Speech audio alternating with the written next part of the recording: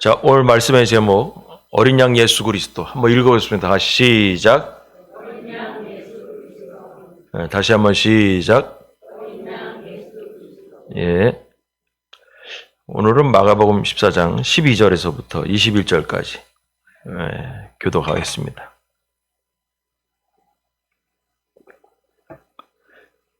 무교절의 첫날 곧 유월절 양 잡는 날에 제자들이 예수께 여짜오되 우리가 어디로 가서 선생님께서 유월절 음식을 잡수시게 준비하기를 원하시나이까 하매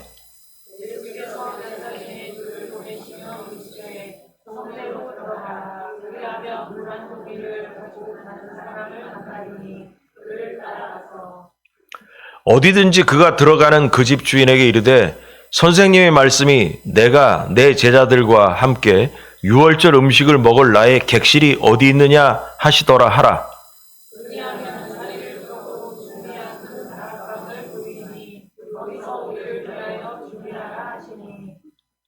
제자들이 나가 성내로 들어가서 예수께서 하시던 말씀대로 만나 유월절 음식을 준비하니라. 다 앉아 먹을 때 예수께서 이르시되 내가 진실로 너희에게 이르노니 너희 중에 한 사람 곧 나와 함께 먹는 자가 나를 팔리라 하신대.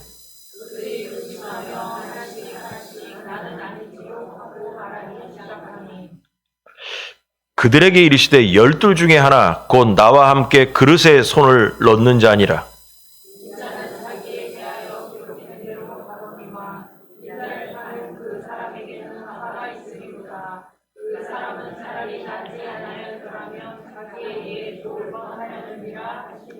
아멘. 지난주 요 앞절에서는 그 예수님께서 예루살렘 옆에 베단이라는 곳에서 나병 환자 시몬의 집에 가서 식사 대접을 받다가 옥합을 깨는 여인을 만났다. 그 얘기 이제 지난주에 배웠습니다. 그러고 나서 그 후에 예수님께서 예루살렘 성에 들어와서 유월절 행사, 명절을 지내려고 이제 들어오는 이야기가 있습니다. 그 전전번에는 예수님께서 성전 정화를 하고 성전에서 뭐 장사하는 사람들을 뭐 한번 뒤집었고 막 그랬잖아요. 근데 이러한 모든 것들이 다 뭐냐면, 왜 그런 일이 생겼냐? 예수님께서 예루살렘 성에 오신 이유가 유월절을 지키려고 오신 거예요. 구약에서부터 이스라엘의 남자들은 성전에 와서 유월절 명절을 지내라라는 법이 있었기 때문에 때만 되면 우리나라 뭐 추석 되면 막 전국에서 막 몰려오는 것처럼 고향집 찾아가는 것처럼 이 사람들의 명절은 이 종교적 명절이 나라의 명절이에요. 그래서 그때만 되면 전국에서 남자들이 이제 모이는 거예요. 그리고 또 뭐냐면 외국에서도 유대인들이 성전으로 모이는 거예요. 자, 왜 성전으로 모이냐? 지난번에도 가끔 종종 얘기했지만은 성전과 교회는 다르다라고 제가 누누이 얘기했습니다. 교회와 성전은 달라요. 그래서 지금도 뭐 이 교회당 건물을 갖고 성전 그 모르는 사람들 얘기하는 거예요. 성전은 예수님 시대까지 있던 곳이 성전이에요. 근데 그 성전은 이스라엘 나라에 단 한 군데 예루살렘에만 있는 게 성전이에요. 근데 이 성전이 부셔지고 없어진 다음에 교회라는 거는 예배드리는 장소로 세계 각처에 다 들어가게 된 거예요. 그래서 뭐냐면 구약시대 때 예수님이 계실 때만 해도 명절을 지키려면 예루살렘으로 다 가야 되는 거예요. 그러나 지금은 그런 개념이 없어진 거죠. 왜냐하면 성전이 없어졌기 때문에. 그래서 교회론이 중요하다는 얘기를 몇 번을 얘기했는 거예요. 교회론과 성전론은 다르다. 그런 얘기를 계속 했던 겁니다. 자, 그런데 예수님께서 이 유월절을 맞이해가지고 예루살렘 성에서 저녁 식사를 해야 된다고 그랬잖아요. 지난주에 그런 얘기를 했던가요? 유월절이 되면은 예루살렘 성에 살고 있는 몇만 명의 사람과 외국에서 들어온 사람들과 또 뭐냐면 전국에서 몰려든 사람과 합치면은 수십만 명이 예루살렘 성에 그 조그만데 그냥 복작복작 모였다라는 거죠. 모였습니다. 그러면 오늘 얘기를 할 때 6월절에 대한 얘기를 했는데 우리 지난주에 6월절 얘기했습니다. 또 까먹었을까봐 잠깐 보면 6월절은 하나님께서 이스라엘 백성을 애굽에서 구원해내신 것을 기념하는 절기. 그래서 하루라고 할 수 있는데 저녁도 지새우고 그래가지고 1박 2일로 그냥 이렇게 얘기를 합니다. 그 애굽에서 구원해내신 뭘 기념하는 거냐? 애굽에서 나올 때 10가지 재앙 중에 마지막 재앙인 장자를 죽이는 재앙이 있었잖아요. 그때 그거를 한번 애굽 사람들이 경험한 다음에 바로 왕이 놀라버린 거예요. 그냥 뭐 물이 피가 되고 뭐 개구리 이가 있고 뭐 그런 것 등등은 이 사람이 놀래질 않아. 근데 사람들이 죽는 마지막 재앙을 보고선 깜짝 놀래가지고 그래서 이스라엘 백성을 나가라고 허락해 준 거죠. 그때 하나님께서 이스라엘 백성들에게는 사는 방법 뭐냐면 이스라엘 백성들한테는 비밀을 얘기해 줬어요. 뭐냐면 집집마다 어린 양의 피를 내서 어린 양을 잡아서 집 문설주에다가 이렇게 기둥에다가 핏물을 이렇게 발라라. 그러면 그 저주의 영이 그 집은 넘어갈 거다. 그게 6월이에요. 6월절. 그게 그 가장 큰 하나님의 역사였기 때문에 이스라엘 백성들에게 그 절기를 영원히 지켜라 그랬습니다. 영원히 지켜라. 그래서 지금도 그 사람들 지키고 있어요. 그런 얘기했죠. 자, 그래서 무교절은 뭐냐? 애굽의 노예 생활 중에 겪었던 고난을 기억하고 마침내 해방된 것을 기념하는 절기. 그래서 이거는 7일 동안 애굽의 노예 생활 중 겪었던 고난, 400년 동안 노예 종생활했던 것을 나오던 것을 통틀어서 기념하는 절기. 그래서 그거를 7일 동안, 그래서 6월절과 무교절은 연결이 돼서 8일간 진행되는 아주 중요한 절기다. 이렇게 이해하면 됩니다. 지난주에 했어요.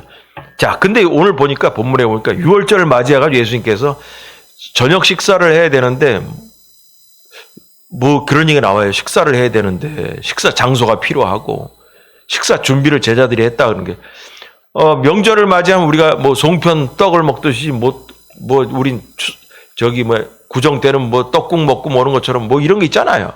그리고 이 사람들도 이제 먹는 게 있어. 먹는 게 6월절 때 뭘 먹어야 되냐 중요한 게 뭐냐면 4가지인데 자세히는 제가 안 하겠습니다. 오늘 뭐 이런 거 하는 날이 아니니까 우리가 6월절을 지내는 것도 아니고 포도주, 그 다음에 무교병은 부풀지 않은 이스트가 들어가지 않는 누룩이 들어가지 않은 맛없는 떡, 무교병. 그 다음에 양을 잡아야 되잖아. 양고기. 그 다음에 쓴나물이에요. 쓴나물. 조리를 하지 않은 쓴나물. 그래서 찾아보니까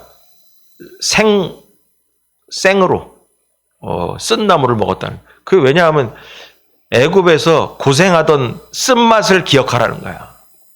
그래서 이렇게 소스에다 좀 찍어서 이렇게 먹었다고 그래요. 소스는 뭐 우리말이고 우리나라처럼 뭐 간장에 찍어 먹듯이 뭐 찍어 먹는 게 있더라고. 그래가지고 이렇게 먹고 그랬어요. 그럼 포도주는 뭐 어떻게 먹으라는 얘기냐?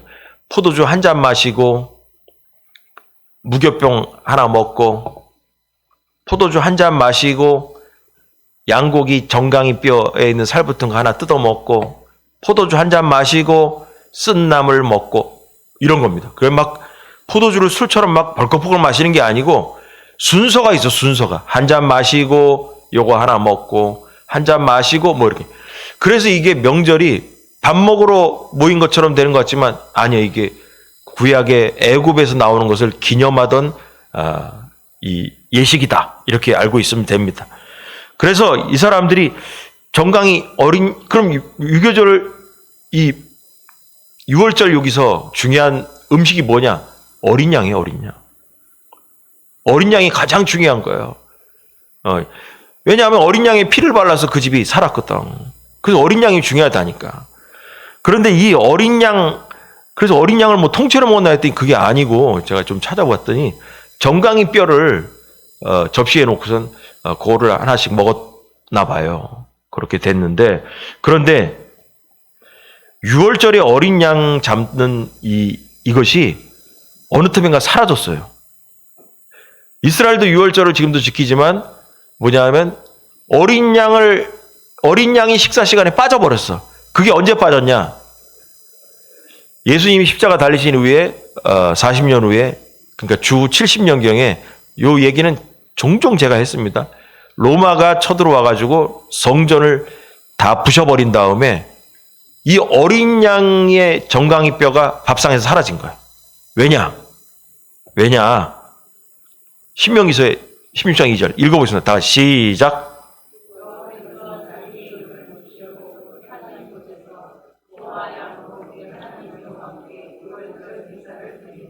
예. 이게 신명기서에서부터 이제 애굽 나올 때부터 있었던 절기인데, 여기 뭐냐?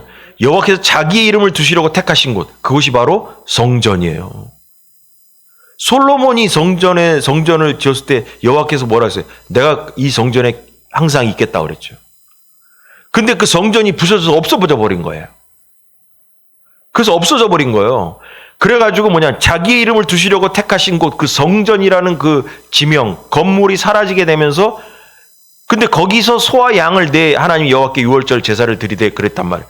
그래서 이스라엘 백성이 예루살렘으로 모이는 거예요. 왜냐, 성전이 거기만 있으니까. 거기서 잡아야 되는 거예요. 근데 성전이 사라졌네? 아니, 그러니까 여기서 이제 랍비들이, 그때 이제 랍비들, 선생들이 이제 예수님 돌아가신 후에 70년경에 이제 랍비들이 자기들끼리 회의를 했지. 야, 신명기서에 보니까 성전이라는 자기의 이름을 두시러 택하신 곳에서 소와 양으로 유월절 제사를 드리라는데, 야, 이게 성전이 사라졌지 않냐? 그럼 어린 양을 잡아봤자 이게 말이 되냐? 그래서 뭐냐, 어린 양을 빼고 드리는 걸로 바뀌어진 거예요, 유월절이. 어린 양을 잡아서 제사를 드릴 장소가 사라졌기 때문에. 여러분, 그래서 이 성전과 교회는 다르다는 걸 여러분 알아야 돼. 분명히 다르다는 거예요. 그래서 이렇게 이제 유월절을 이스라엘이 지금도 드리고 있지만은, 내용이 좀 달라졌다. 이 성전이 무너진 다음에. 자, 그러면 유월절 얘기 이제 여기서 이제 그만 정리하고요. 유월절의 어린 양은 이 구원의 상징입니다. 그래서 어린 양이 가장 중요했다고 그랬잖아요. 중요한 것은 아까 얘기처럼 어린 양의 피를 문설주에 바른 가문은 살았다라는 거예요. 큰아들, 그리고 가축의 큰 놈. 그게 살았다라는 거예요. 근데 문제는 뭐냐면 이 동물의 피는, 어린 양의 피를 얘기하기 위해서 지금 얘기하는 건데, 동물의 피는 있잖아요. 구원을 이루는데 한계가 있어요. 그래서 무슨 얘기냐? 어린 양을 매년 잡아야 돼, 매년 잡아야 돼. 매년. 이스라엘 백성이 매년 남자들이 1년에 한 번씩 가가지고 성전 가가지고 어린 양을 잡아가는 거예요. 그래서 저번에도 얘기했지만 집에서 먼 길에서 그 강원도 땅만한, 우리나라 강원도 땅만 이스라엘에서 지방 멀잖아요. 그걸 자동차도 없는 시절에 양 한 마리 끌고선 가는 거예요. 예루살렘까지. 그러다 예수님 시절에는 어떻게 됐냐? 그 끌고 오기 귀찮으니까 그 겟세마네 동산 그쪽에 그 가축들을 파는 곳이 있다고 그랬잖아요. 그래서 거기 가가지고 맨손으로 와가지고 돈 주고 이제 사는 거야. 그 사서 끌고 와가지고 거기 가서 이제 제사 드린 거지. 집에서 끌고 오던 구약 시대에서 예수님 시대 때 와서는 이게 간편화가 된 거지. 네, 간편화가 됐던 거죠. 그래가지고 예수님 시절에 성전 정화했다는 게 뭐냐면 짐승을 파는 사람들이 있었다는 거예요, 성전 마당에. 근데 그거를 학자들이 뭐냐면 양 같은 거 막 소 같은 거 팔았냐. 양하고 소가 성전 마당에 똥 싸 그러면 어떻게 됩니까? 학자들 얘기로 난장판이 될 거 아니에요. 그래서 짐승 큰 거는 저 건너편에서 산 쪽에서 팔고, 겟세마네 동산에 팔고, 작은 거, 비둘기 같은 거, 이런 거, 새 같은 거는 여기 마당에서 팔아가지고, 그럼 생각해보세요. 그 깃털 날리고 그것도 문제였을 거예요. 이래서 예수님이 화가 나셔가지고 뒤집어 엎었다는 얘기예요. 예, 그랬다는 얘기죠. 자, 그래서 예루살렘에 매년 갔고 그랬는데, 그 어린 양의 피가 매년 갔던 이유는 1년밖에 유효하지가 않아. 그래서 매년 가서 그거를 해야 된다는 거예요.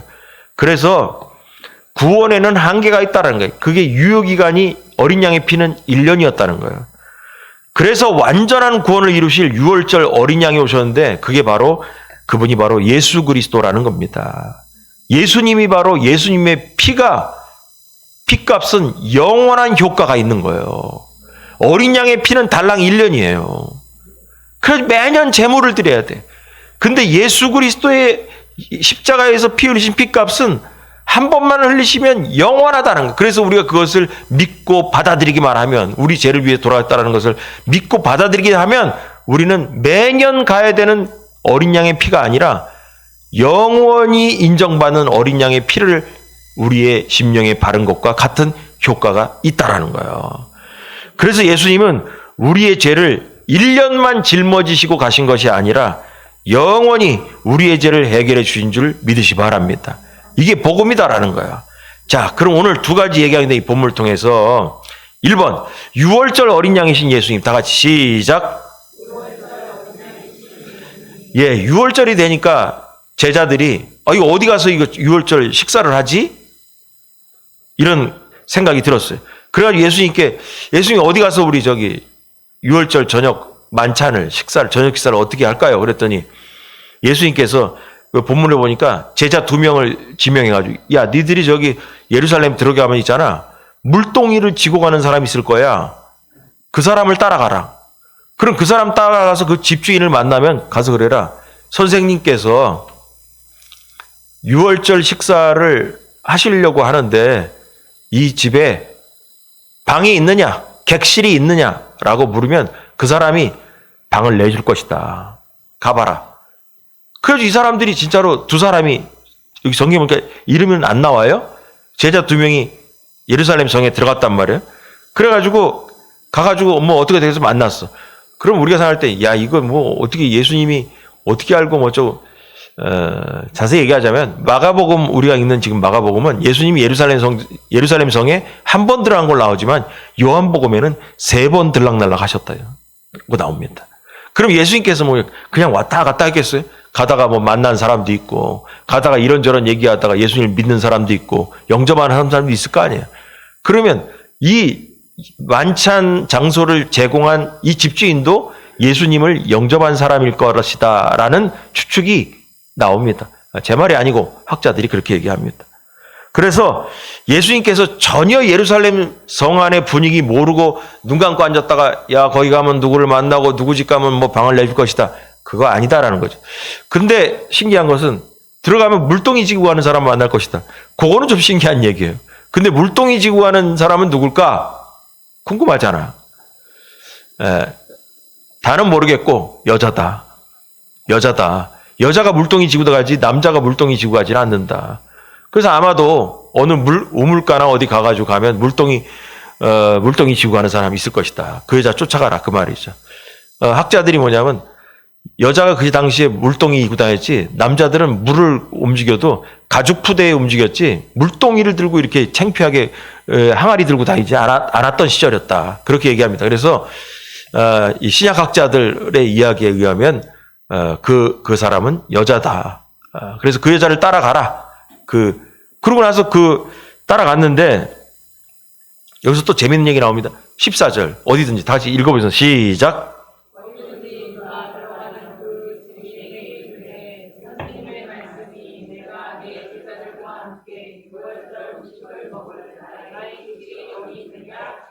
예, 여기서 보면 제가 노란 글씨로 선생님의 말씀이, 무턱대고 집주인한테 가가지고 선생님의 말씀이 내가 내 제자들과 함께 유월절 음식을 먹을 나의 객실이 있냐? 선생님의 말씀이, 이렇게 봐서 집주인은 선생님이 누군지 아는 사람이라는 거지. 그러니까 무턱대고 간 게 아니라는 거야. 그 집주인 예수님을 안다니까. 선생님의 말씀이 내 제자들과 함께 유월절 음식을 먹을 나의 객실, 내가 들어갈 방이 있냐? 나의 객실이라는 거 보니까 이 집주인이 전혀 예수님을 모르는 사람이 아니라는 거예요. 그럼 나의 객실이라고 얘기했지, 방이라고 얘기하지 않았어요. 원어에도 객실로 돼 있어. 그래서 학자들은 여관방 같다, 아무래도 여관방 같다라고 추측을 합니다. 그러니까 왜냐하면 6월절이 되면 전국 각처에서 또 외국에서도 사람들이 온다고 그랬잖아요. 그래가지고 그 수많은 사람들이 왔을 때 잠잘 방이 있어야 될 거 아니야. 그래서 이게 예루살렘 성 안에는 요걸로 먹고 사는 사람들이 있었다라는 거죠. 그래서 요 집에 들어가게 됐다는 거예요. 자, 그래가지고 여기까지 이제 우리가 내용을 알겠고, 자, 그래서 이때 중요한 얘기는 뭐냐면 예수님께서 어린 양의 피를 바르는 것과 같은 의미를 가졌다라고 그랬잖아요. 어린 양 예수 그리스도. 그럼 이걸 먼저 이제 여기까지 내용은 얘기했고, 그럼 어린 양 예수 그리스도라고 주제를 정해가지고 했는데, 그럼 과연 성경에 그렇게 나오냐? 나옵니다. 요한복음 1장 29절. 다 같이 시작.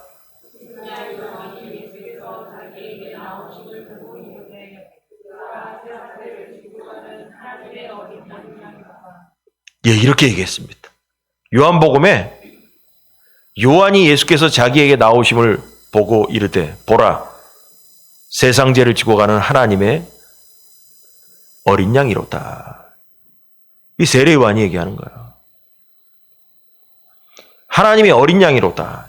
여러분, 그래서 이 어린 양에 대한 의미가 뭔가 했더니 6월절 하면 어린 양, 이게 붙어 다녀 성경에.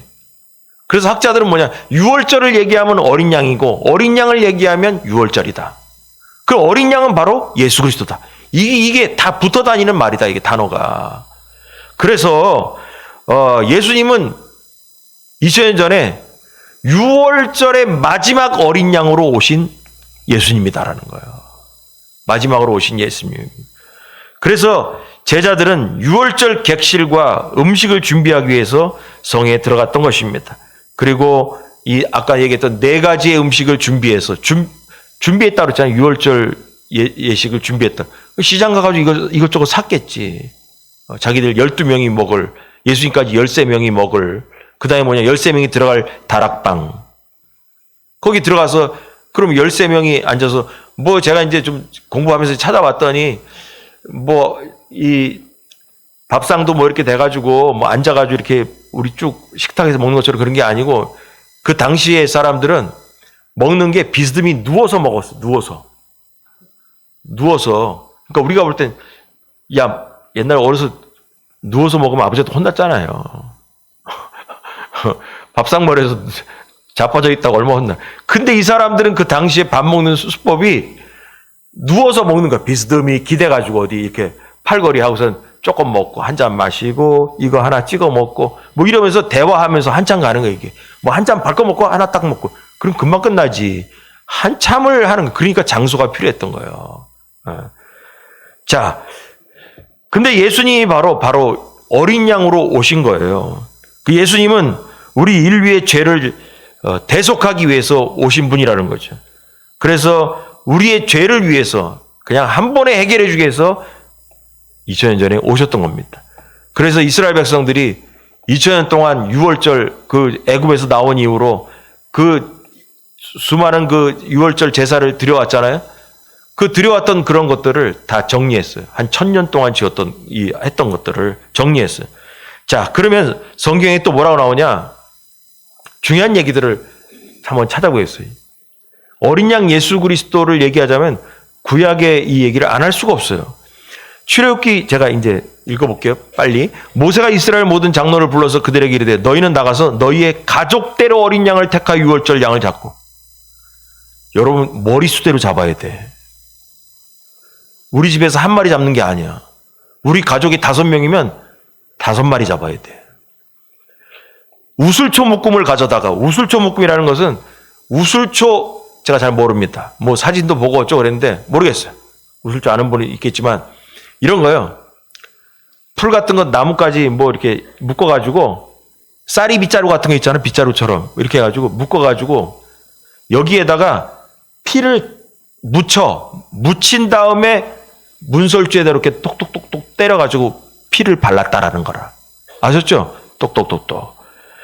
그래가지고 그릇에 담은 피에 적셔서 그 피를 문인방과 좌우 설주에 뿌리고, 그래서 어린 양의 피를 그릇에 담아가지고 이렇게 했단 얘기야.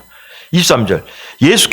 여호와께서 애굽 사람들에게 재앙을 내리려고 지나가실 때에 문 임방과 좌우 문설주의 피를 보시면 여호와께서 그 문을 넘으시고 멸하는 자에게 너희 집에 들어가서 너희를 치지 못하게 하실 것임이라. 자, 이렇게 해서 넘어간 거예요. 넘어갔다라는 거예요. 아침에 아까 처음 우리 찬양단이 맨 처음에 같이 여러분 불렀잖아요.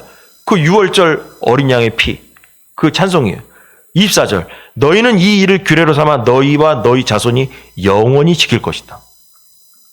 여러분, 이스라엘은 영원히 지켜야 돼.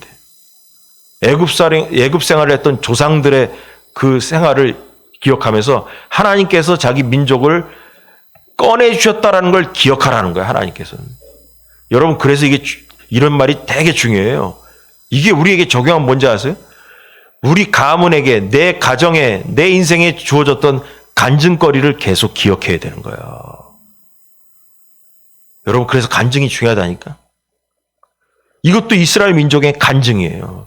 이 간증을 영원히 너희는 기억해야 된다라는 거예요. 그럼 이걸 땡겨오면 우리도 마찬가지예요. 우리 가정이나 내 인생에 우리가 죽을 뻔했을 때도 있었어. 우리가 진짜 인생 포기하고 싶을 때도 있었어. 그때마다 하나님께서 우리를 살려주신 그 간증거리가 있다고. 그걸 기억해야 돼요. 하나님 때문에 내가 살았다는 것을 감사하며 기억해야 되는 거예요. 그러면서 영원히 지켜라 그랬습니다. 근데 여기서 아까 얘기했듯이 출애굽기서에 지금 보니까 너희 가족의 수대로 어린 양을 택해서 6월절 양으로 했어요. 여러분, 남자의 숫자대로만 하는 게 아니에요. 모든 사람이 각각의 어린 양의 피가 다 필요한 거예요. 그 피가 가문을 살리는 거예요. 그래서 예수님의 피가 중요하다는 거예요. 예수님이 오셔서 뭐냐 하면 피를 흘리셔야 되는 거예요. 예수님께서 오셔서 피를 흘리지 않고 가셨으면 여러분 문제가 발생합니다. 이단들 얘기합니다. 통일교에서 또 그 JM에서 그런 통일교에서 그 원리강론을 통해 가지고 잡소리들이 많이 나왔어요. 이단의 큰 줄기가 통일교 원리강론을 많이 시작해서 그래서 거기를 많이 따온단 말이에요. 그래서 이 사람들이 뭐냐면 초림주 예수 그리스도는 실패했다라는 거예요. 죽으면 안 됐다는 거예요. 말도 안 되는 소리 하면서 예수님 십자가에서 돌아가셨어야 합니다. 자, 레위기 17장 하고 히브리서 읽어보겠습니다. 다 같이 시작.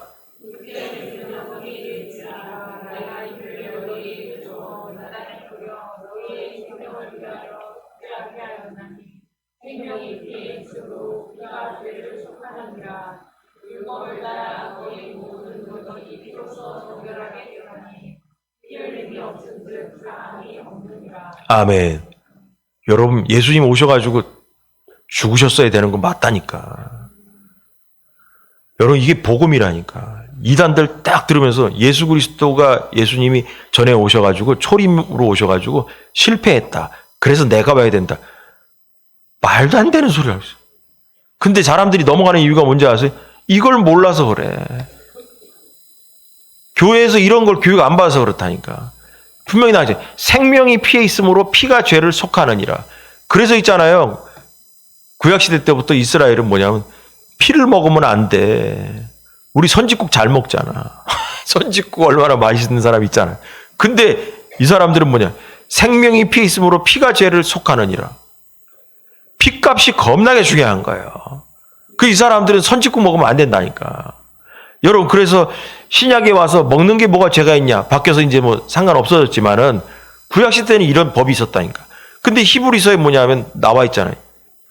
히브리서는 뭐냐? 신약시대에 나오기 때문에 구약의 얘기와 예수 그리스도를 해석한 내용이에요. 피 흘림이 없은즉 사함이 없느니라. 예수님께서 피를 흘려야만이 우리가 용서함을 받는다라는 얘기야, 이게. 그리고 있잖아요. 부모가 대표로 한 마리만 잡는 게 아니라 가족 수대로, 머리 수대로 잡아야 된다 그랬잖아요. 어린 양을. 이거를 우리가 적용하면 가족이 다 예수님을 각각 영접해야 되는 겁니다. 아버지가 대표로 예수님을 영접했으니까 우리 가족 다 살겠지. 아니에요. 머리 수대로 어린 양을 잡는 것처럼 아버지 아무리 예수 잘 믿어도 엄마도 아들, 딸도 자기들이 예수 그리스도를 믿어야 되는 거예요. 다 필요 없는 얘기예요. 구원은 개인적이다. 대표로 구원받는 게 아니에요. 어린 양을 머리수대로 잡아야 되는 것처럼 같이 구원받으려면 각각 예수 그리스도를 영접해야 된다는 거예요. 여러분, 천국은 누구 따라서 가는 게 아닙니다. 내가 가는 겁니다. 내가 가는 겁니다. 이제는 유대인들이 유월절마다 잡는 어린 양은 십자가에서 희생하실 예수 그리스도를 상징하게 되는 것입니다. 이제 유월절에 진정한 어린 양이 나타나셨고, 어린 양 예수 그리스도는 온 인류를 구원하기 위해 오늘도 유월절을 준비하고 계시는 거예요. 제자들을 위해 유월절을 준비하신 예수님, 우리를 위해서 유월절을 우리에게도 준비하고 있는 거예요. 여러분, 유대인들은 예수 그리스도가 어린 양이라는 걸 인정 안 합니다. 유대인들은 예수님이 어린 양이다 인정 안 합니다. 신약을 안 믿으니까. 우리 기독교는 뭐냐? 신약을 믿기 때문에 그 구약의 어린 양이 바로 십자가에서 흘리신 예수 그리스도라는 것을 우리는 믿고 가는 것이 우리의 신앙이라는 거예요.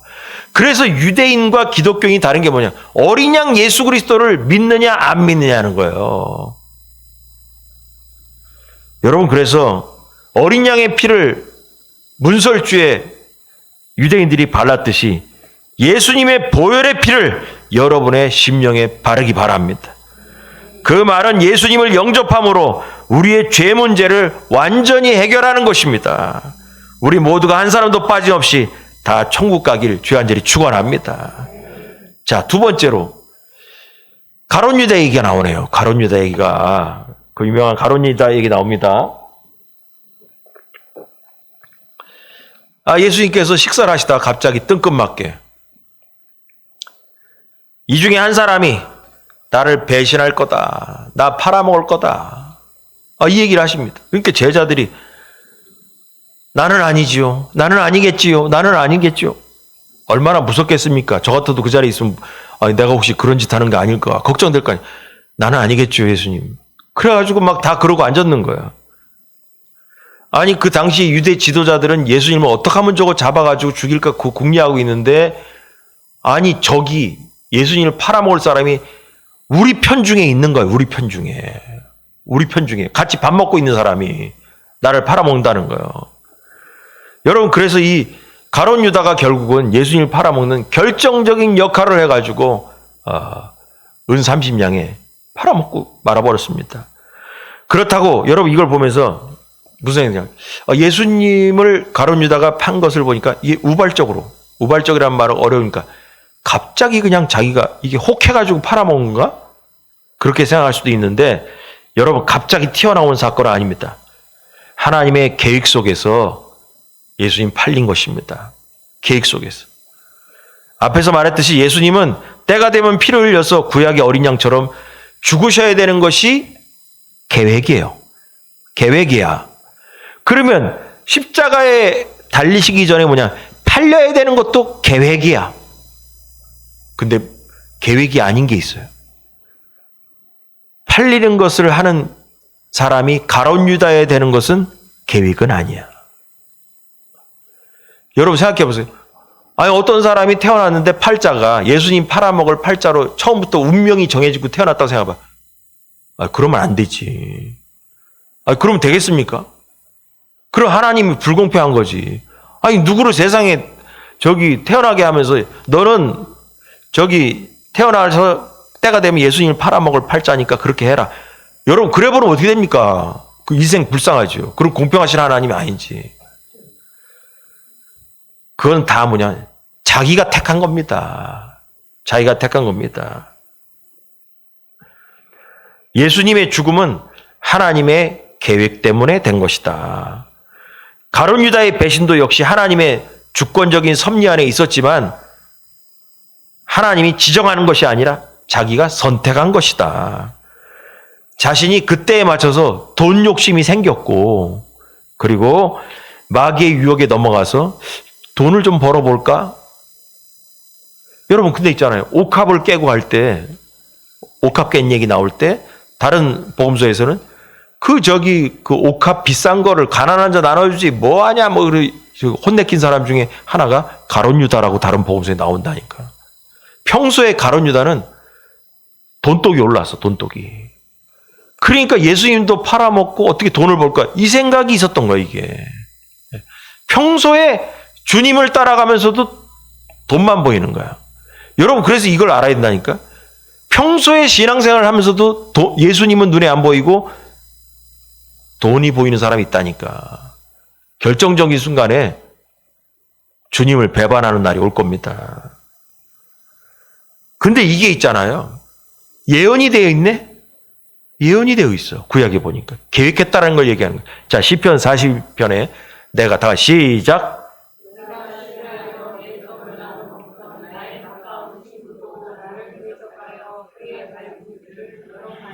예, 이게 시편 41편이 그래서 찾아보니까 다윗이 지은 시입니다. 다윗이. 여러분, 이때부터 이미 하나님은 예수님의 길을 계획하셨다라는 겁니다. 팔릴 거를 예수님의 제자 중 가까운 친구도 내가 신뢰하여 내 떡을 나눠 먹던 나의 가까운 친구도 나를 대적하여 그의 발꿈치를 들었나이다. 여러분, 이게 다윗이 있잖아요. 진짜 영감 있는 시를 많이 지었잖아요. 아마 자기도 모르고 지었는지도 몰라. 이것까지 알고 다 지었을까? 과연? 그건 모르겠어. 모르겠는데, 여러분, 이게 갑자기 생긴 일이 아니라는 거예요.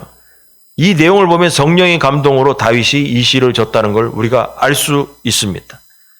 그래서 유다의 잘못된 생각과 욕심에 이끌려서 예수님을 배반했는데, 결과적으로는 그 행위를 통해서 하나님의 예언이 또 다윗의 예언이 이루어졌다라는 것입니다. 그래서 예수님은 탄식했어요. 차라리 태어나지 않는 게 나았을 것이다. 차라리 태어나지 않았는 게 좋았을 텐데 네가 이게 뭐 하는 거냐. 이렇게 말씀하셨던 거죠. 하나님의 예언 계획이 이루어졌다 하더라도 잘했다 할 수 없어요. 정당화할 수가 없어요. 자, 그럼 이 얘기를 들으면서 우리는 무슨 생각, 이거 보면서 우리는 뭘 설교 말씀으로 뽑아낼 수 있을까? 여러분, 예수님의 이 얘기를 들으면서 무슨 생각을 해야 됩니까? 야, 이 그릇에 내 손을 같이 집어넣는 사람 중에 한 사람이 나를 팔아먹을 것이다. 그럼 제자들이 이 생각을 해야죠. 말했잖아요. 나는 아니지요. 나는 아니지요. 나는 아니지요 할 때 가룟 유다도 있을 거 아니야. 그럼 가룟 유다는 무슨 생각을 해야 돼요? 회개해야죠. 돈독 오른 정신을 차리고 조금 있으면 예수님을 팔아먹을까 하고 궁리하던 그런 것도 다 때려쳐야죠. 그럼 있잖아요. 이상한 걸. 가룟 유다는 왜 저 생각을 했겠지? 성경은 안 나오지만 저는 그 생각을 해요. 갑자기 예수님을 처음부터 팔아먹으려고 예수님 제자 되지는 않았을 거 아니야. 맞잖아요. 아니, 누가 저기 처음부터 예수님 팔아먹어야지 하고서 제자 됐겠습니까?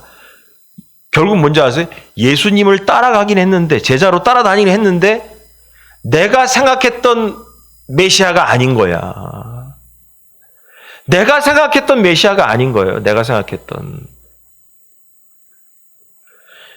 여러분, 교회를 다녀도 내가 생각했던 바대로 신앙생활 하지 마세요. 내 성질머리대로 예수 믿으면 안 됩니다. 성경대로 예수 그리스도를 믿기 바랍니다.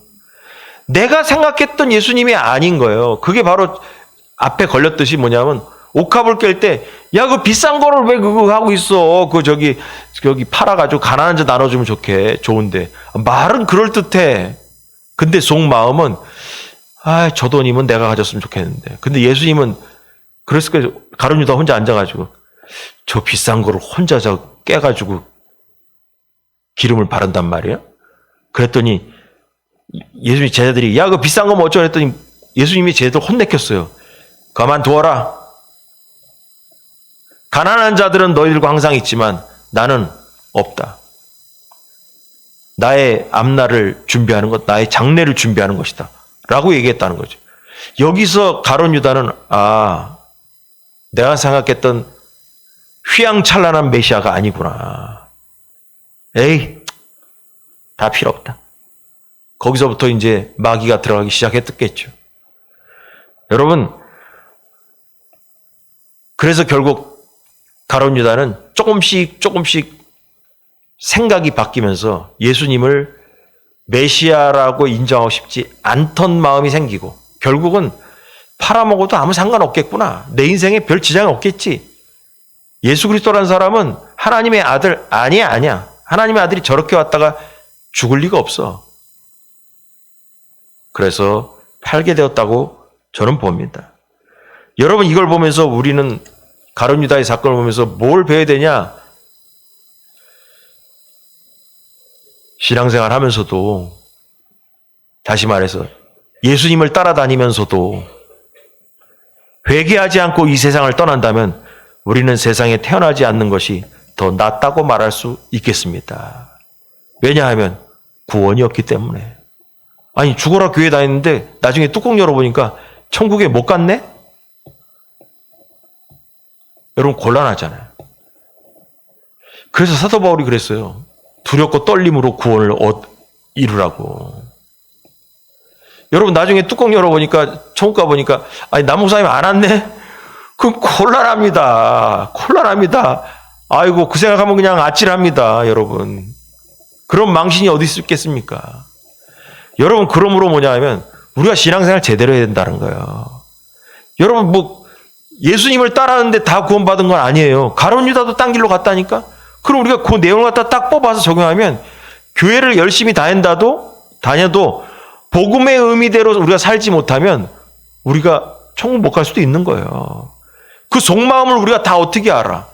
사람마다의 그 믿음을 우리가 어떻게 알아? 그 가슴의 속에 마음을 자꾸 열듯이 뚝 열어보니까, 딱 열어보니까, 아, 이 사람은 구원받을 만한 믿음이 있구나, 없구나. 그거 모르잖아. 주님만이 아십니다. 주님만이 아십니다.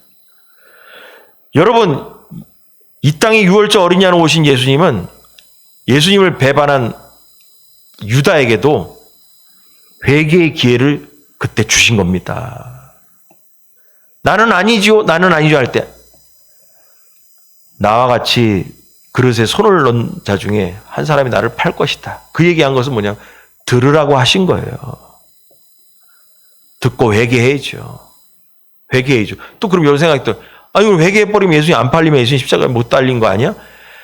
걱정하지 마요. 하나님이 알아서 십자가에 달리게 하실 테니까. 그런 건 쓸데없는 걱정하지 말고, 그런 상황에서 예수님의 제자가 예수님을 팔았다는 게 슬픈 얘기예요.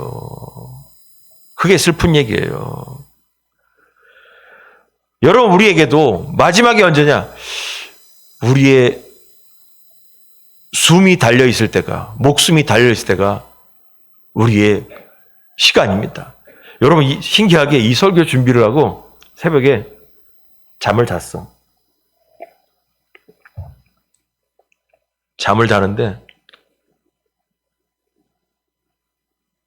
한 5분도 안 됐을 거야. 잠이 금방 들었는데, 금방 꿈을 꿨는데, 제가 새벽에 어느 모임 껌껌한 데서 기도를 하는 거야. 기도를 막 하는데, 뭐 하고 있는지 아세요? 회개 기도를 막 하는 거야. 하나님, 저를 불쌍히 여기세요. 저는 죄입니다. 막 하고 있는데, 눈 감고서 막 하는데,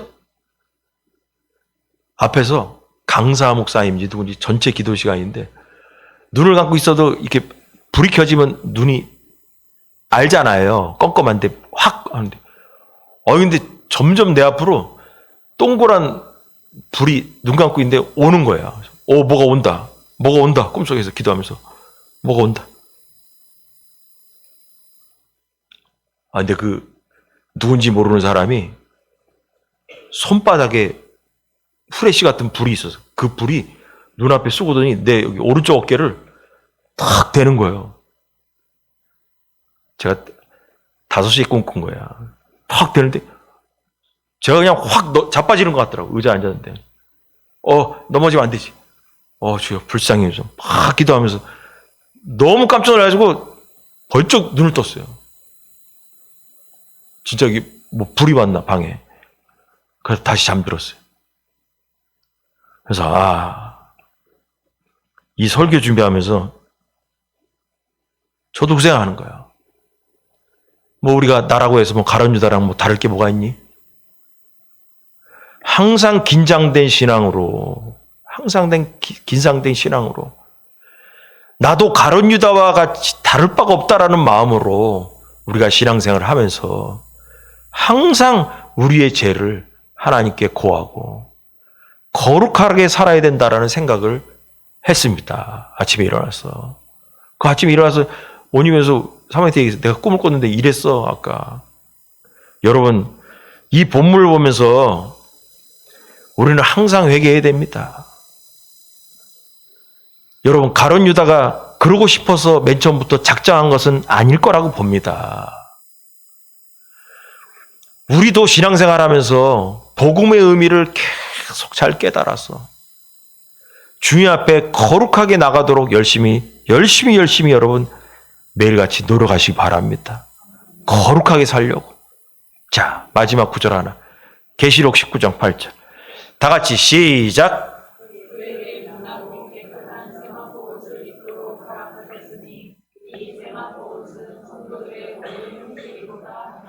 아멘. 여러분, 우리 천국 갈 때 깨끗한 세마포 옷을 입고 천국에 갑니다. 홀딱 벗고 가는 게 아닙니다. 뭐 부자는 뭐 더 좋은 옷 입고 아닙니다. 통일돼 있어요. 요한계시록에 보니까 깨끗한 세마포 옷을 입도록 통일돼 있어요. 저기 패션이, 옷이 통일돼 있습니다. 근데 이 세마포 옷은 성도들의 옳은 행실이다. 죄가 없어야 이 옷을 입을 수 있습니다. 여러분, 가룟 유다를 보면서 가룟 유다 뭐 저런 녀석이 여러분, 그 사람이 내가 될 수도 있다는 걸 알아야 됩니다. 항상 우리는 뭐냐? 두렵고 떨림으로 구원을 이루어 가야 됩니다. 사도 바의 말처럼. 떨리는 마음으로. 정말 겁나지 않아요? 나는 잘 믿었다고 생각했는데 나중에 뚜껑 열어보니까 남 목사님 천국에 안 왔네? 여러분, 이거 곤란합니다. 이거 곤란합니다. 이러면 안 되잖아요. 그러한 날이 없기 위해서 우리는 성경적으로 신앙생활을 잘해야 되고, 내 생각대로 예수 믿으면 안 돼요. 성경대로 예수님 믿어야 되는 거예요. 성경대로 거룩함으로 나가야 됩니다. 성경대로. 여러분, 이 말씀 이제 끝마쳤습니다. 6월절 어린 양 대신 예수 그리스도의 피를 여러분의 심령에 바르시고, 바르며 살다가도 가룟 유다와 같은 곁길로 빠지지 않도록 항상 두렵고 떨리는 마음으로 신앙생활하기를 주의 이름으로 축원합니다.